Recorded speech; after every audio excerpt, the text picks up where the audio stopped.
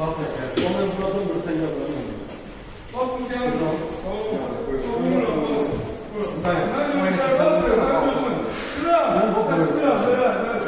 Burada yine 3 tane oradan vuruyor.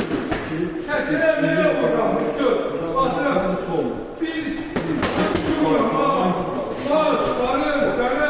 Çekiler yapamazsın. Burada bir bende vuruyor. Aylin sürətli, sürətli. Tamam. O da vuruyor. Ama buna moment çekiler. Yapasın böyle geçsinler. Gel üçünü vuruyor.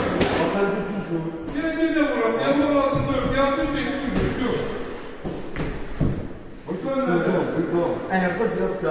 Nə qədər sürətin çox olsa, o qədər yaxşı olacaq Aylin.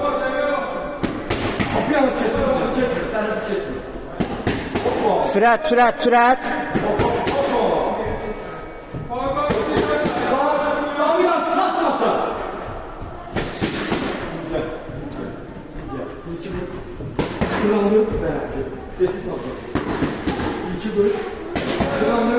Böyle yapın ha.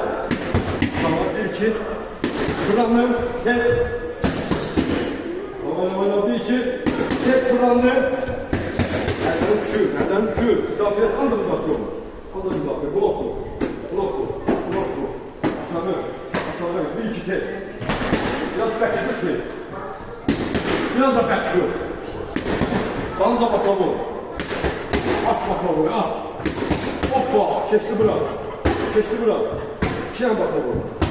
Normal gözüm. Bir yana. Bir. İki yana. Öyle. O geğilmeli. Tamam. Hoppa. Sağ. Hop. Sağ. Sağdan buradayım sağ. Sağ. Solu kaldı bir saniye. Bir yana sağ. Ona üç tane. Etmiyor ha. Senin bakan çıldırmazsın. Yatacağım bu. Tek. Sürətə üstünlük ver, sürətə üstünlük ver. Ey oğlum. Kaçan. Hop.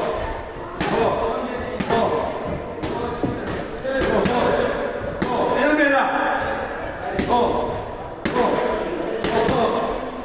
İki yana. 30'dur galiba. Ne saklasan? Ben bunu kapalı bir. 30'dur galiba. Ne kaldı? Ama kes. Bir de tez. Bizim sağdan karşıla, soldan karşıla, sağdan, sağ, gel sağ. Yap seniye, bir iki, geç.